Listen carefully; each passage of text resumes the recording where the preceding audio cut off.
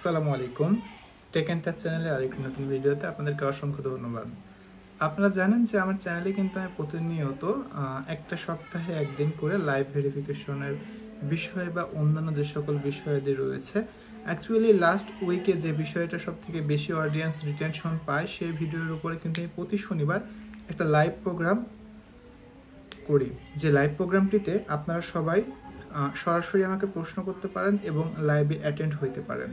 আমি ভিডিওতে লিঙ্ক দিয়ে দিই, যেখানে ক্লিক করে আপনার সরাসরি আমার সঙ্গে লাইভ কনভারসেশনে অংশগ্রহণ করতে পারেন। আজকের যে টপিকটা হলো তা ছিল লাইভ ভেরিফিকেশন কতটা গুরুত্বপূর্ণ একজনের জন্য। মূলত দেখুন, লাইভ ভেরিফিকেশনটা কেন করা হয়। লাইভ মানে কি? জীবন। ভেরিফিকেশন মানে কি?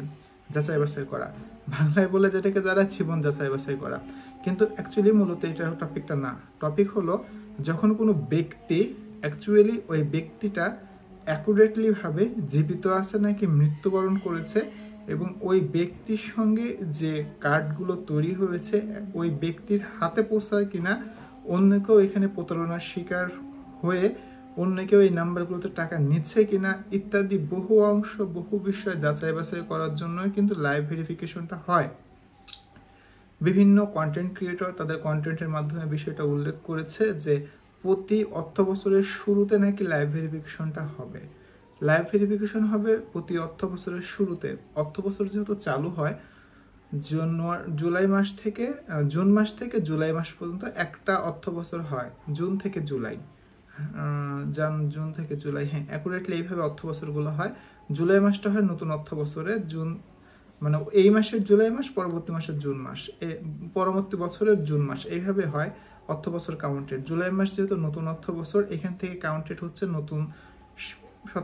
নতুন অর্থ বছরের মাস। সো এখানেই অবশ্যই আপনাকে ভেরিফিকেশনের একটা সুযোগ নেওয়া হয়, যে সুযোগটার মাধ্যমে আপনার কার্ডের সকল ধরনের আইডেন্টিফিকেশনটা ভেরিফিকেশন করা হচ্ছে। মূলত আরেকটু ক্লিয়ারভাবে বুঝতে গেলে দেখুন, আপনি একজন সুবর্ণ নাগরিক কার্ডধারী ব্যক্তি।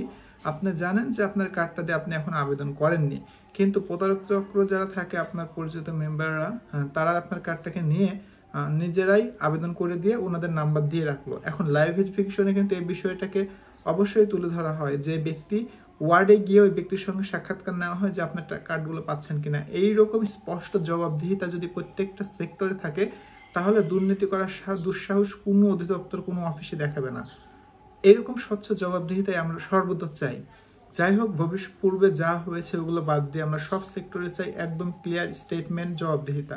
আপনারা বিলিভ করবেন না, আমাদের উপজেলাতে আমরা ইউনাইটেড স্টুডেন্ট অ্যাসোসিয়েশনের পক্ষ থেকে যে কয়েকজন রেজিস্টার্ড স্টুডেন্ট রয়েছে, রানিং স্টুডেন্ট এবং এক্স স্টুডেন্ট, সবাই মিলে একটা ইউনিটি গড়ে তুলেছে। যে ইউনিটির মাধ্যমে আমাদের উপজেলায় যে সেক্টরে দুর্নীতি চোখে পড়ার মতো এখানে দুর্নীতি হচ্ছে, সেই সব স্থানে গিয়ে আমরা হামলা দিচ্ছি।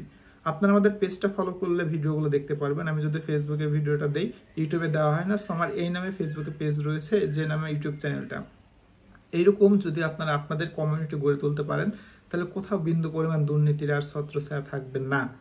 এখন এই যে আপনারা অনেকে একটা বিষয় জানেন যে সুবর্ণ নাগরিক কার্ডটা, আমি গতকাল যে ভিডিওটি দিয়েছিলাম সুবর্ণ নাগরিক কার্ডের কতটুকু গুরুত্ব রয়েছে, সো সেই ভিডিওটা দেখলে কিন্তু বুঝতে পারবেন একটা কার্ড দিয়ে কী কী করা যায়, কী কী বেনিফিট পাওয়া যায়। এখন এই কার্ডটা নিয়ে যদি আপনার কার্ড নিয়ে আমি বেনিফিট পাই, তাহলে কিন্তু আপনি কোনো সুবিধা পাচ্ছেন না, সুবিধাটা আমি পাচ্ছি। এই সকল বিষয়দের রুখতে অনেক সময় লাইভ ভেরিফিকেশন হয়। আবার অনেকগুলো জায়গায় দেখা যায় যে একটা অফিসার দীর্ঘ সময় ধরে একটা জায়গায় আছে, একটা লোকের সঙ্গে তার খুব ভালো মিল, লোকটাকে তিনি কার্ডটা বানিয়ে দিল। এই যে প্রতারণার সুযোগ বা খাত তিনি দেখিয়ে দিয়ে গেল, ওই ব্যক্তি এখন এইভাবে 2 নাম্বারই করে প্রতারণা করে প্রত্যেককে কার্ড বানিয়ে দিচ্ছে।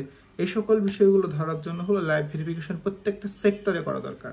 আর আপনারা অনেকে একটা বিষয় বলেন যে প্রতিবন্ধী ভাতার টাকা বাড়াইতে হবে। হ্যাঁ, দাবিটা অবশ্যই সুস্পষ্ট এবং সঠিক দাবি। আপনাদের 500 টাকা বা 700 টাকা দিয়ে প্রতি মাসে কিছুই হয় না। 700 টাকা তোমার ওয়াইফাই বিল দিতে যায় প্রতি মাসে।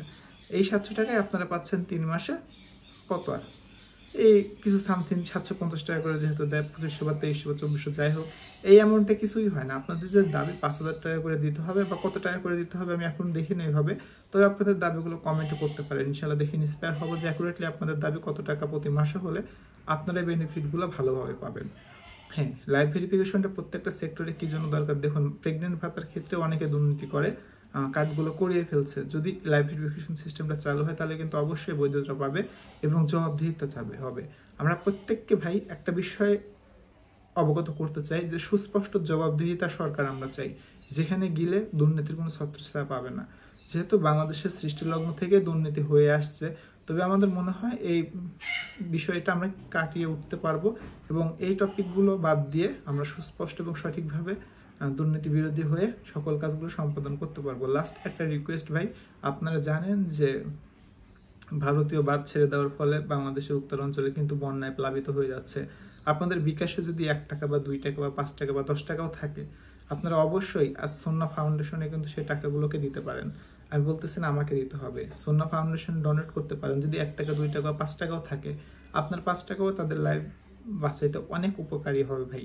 যদি আপনারা বলেন যে তাদের কন্ট্যাক্ট লিস্ট বা কীভাবে টাকা পাঠাবো এই বিষয়ে একটা ভিডিও করার জন্য, আমি নিজে আপনাদেরকে ভিডিও বানিয়ে দিব। তবে চাই আমরা আসুন এক অপরের পাশে দাঁড়াই, কারো উপরে আশা না রাখি যে ওই ব্যক্তিকে সাহায্য করবে, আমরা নিজেদের স্থান থেকে ওদের সাহায্য করি। দিন শেষে ওরা আমার বাংলাদেশের নাগরিক, এটাই বড় পরিচয়। ধন্যবাদ সবাইকে ভিডিও শেষ পর্যন্ত থাকার জন্য। আর অবশ্যই সামনে শনিবার 6টা 45 মিনিটে লাইভে থাকবেন।